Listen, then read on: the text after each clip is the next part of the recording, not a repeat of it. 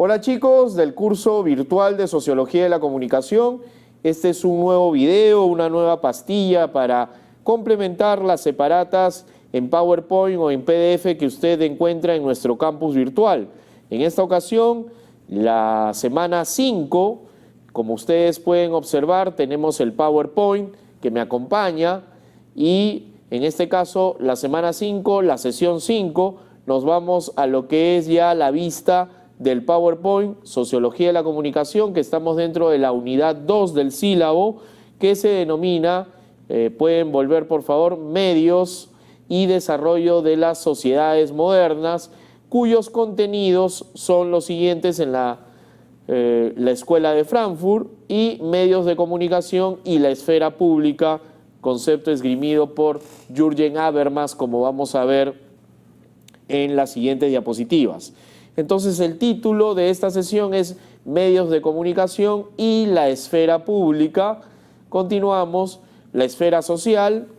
Aquí tenemos un nombre contemporáneo, actual, pero con una fuerte dosis de influencia de la Escuela de Frankfurt. Estoy hablando del alemán Jürgen Habermas. Según Jürgen Habermas, por esfera pública se entiende un dominio de nuestra vida social en el que algo así como la opinión pública puede conformarse. En principio, el acceso a la esfera pública está abierto a todos los ciudadanos. Una porción de ella se constituye en cada conversación en que personas privadas se reúnen en público. Bueno, vamos a una breve explicación. Aquí tendríamos que recordar conceptos que usted observó en teoría de la comunicación. Y cuando hablo de teoría de la comunicación tendríamos que recordar definiciones ligadas a opinión pública.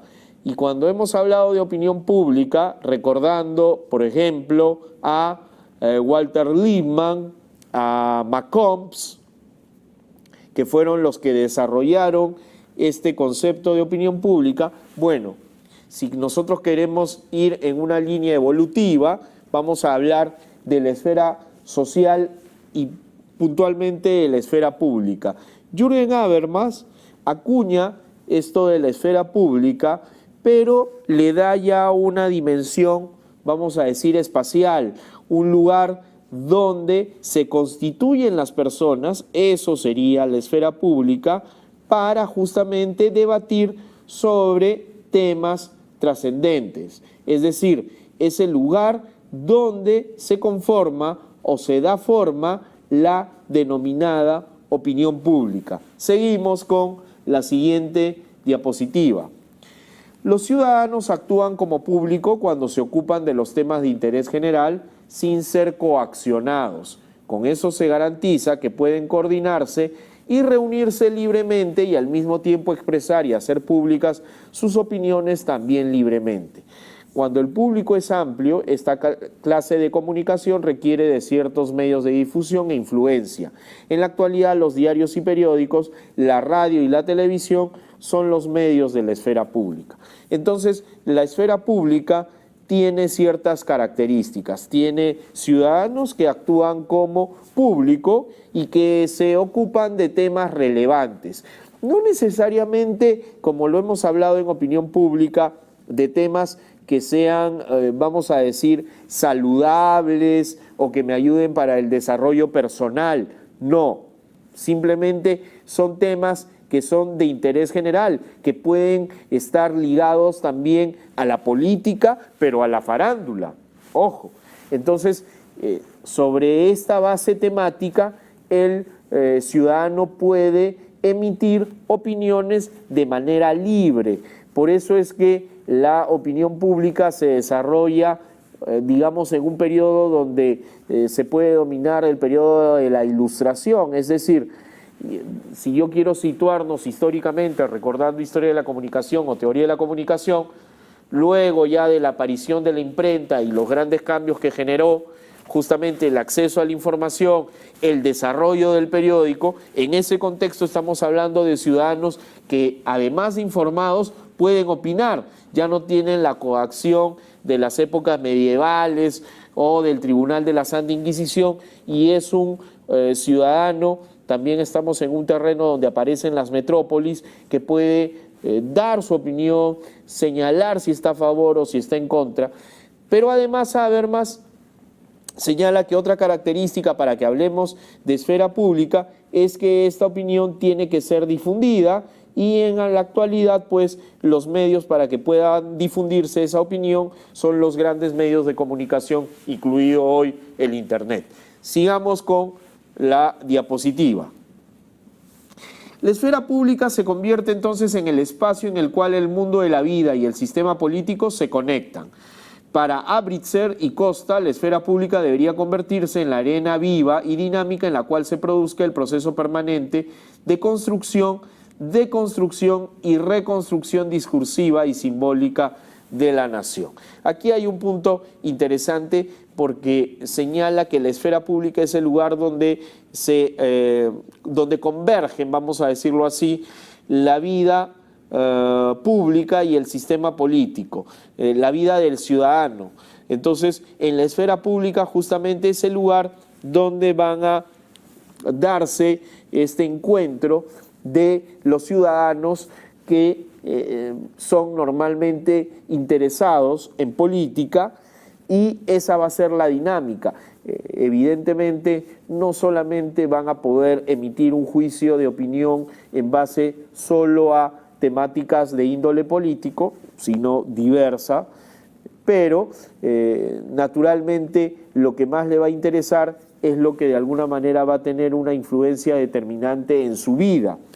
Entonces ahí se va a construir o se va a deconstruir o se va a reconstruir el discurso y la vida de la nación. ¿Dónde? En el terreno de la esfera pública.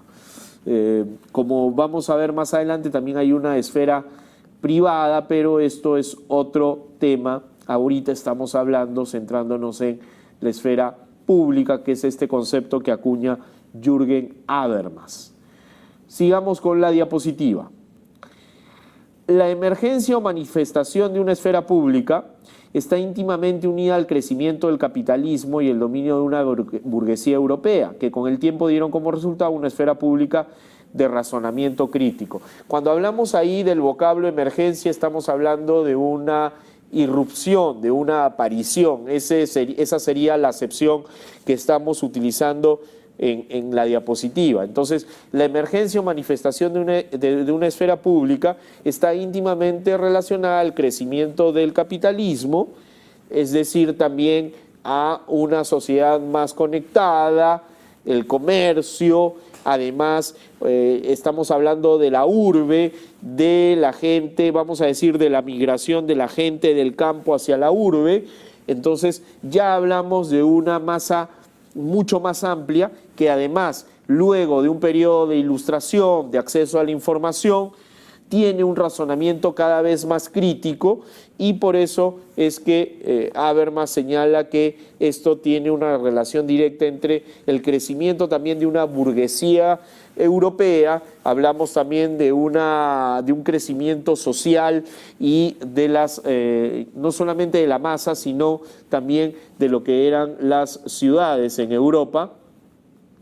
Evidentemente está relacionada al crecimiento de la esfera pública, y una esfera pública que, como hemos señalado, tiene una fuerte dosis crítica, una fuerte dosis reflexiva, vamos a decirlo así. Siguiente diapositiva.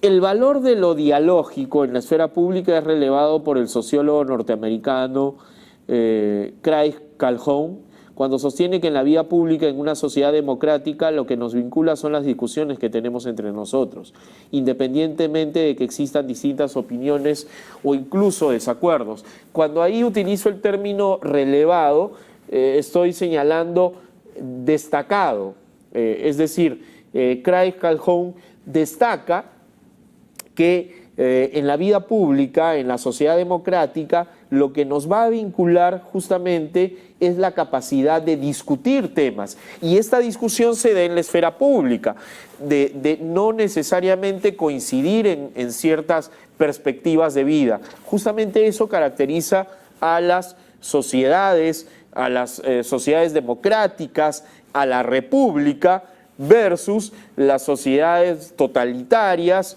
o los gobiernos feudales o los pueblos feudales, vamos a decirlo así. La esfera pública se caracteriza por ser el lugar donde se discuten temas relevantes para la sociedad, donde hay distintas opiniones. Evidentemente nos preocuparíamos si estas opiniones serían estandarizadas o iguales. No, incluso lo importante acá está en el nivel de desacuerdos o acuerdos que puede haber en esa discusión. Sigamos. El desarrollo de las tecnologías digitales ha impulsado transformaciones fundamentales en la esfera pública. Estos cambios han abierto nuevas posibilidades para el activismo político que aprovechan las oportunidades ofrecidas por la digitalización.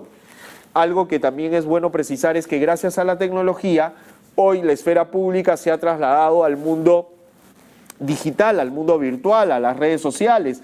Hay temas que nacen en las redes sociales y yo como usuario también puedo ser parte de esa discusión en la esfera pública digital. Hay temas muy puntuales en esta coyuntura.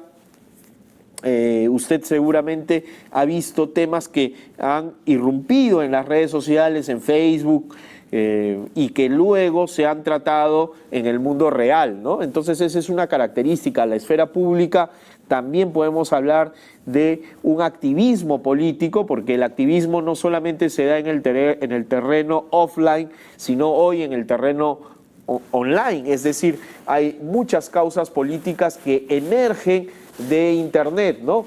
Y el ejemplo más claro y actual estaría ligado a la famosa primavera árabe, aunque algunos discuten, pero eso no es menester de esta clase, si realmente hubo ahí un activismo político independiente o si fue más bien algo manipulado. No voy a opinar en esta clase virtual. Sigamos con la diapositiva. Bueno, ahora tenemos las conclusiones que ustedes van a revisar de esta clase que he señalado. Sigamos, por favor, mi estimado Walter.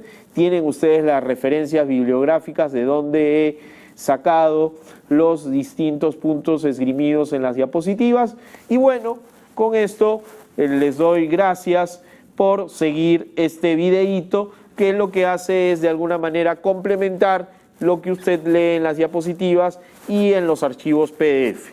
Entonces, volvemos en cualquier momento. Muchas gracias a Walter Rojas por su apoyo y a la gente de USIL TV. Nos vemos en cualquier momento, chicos.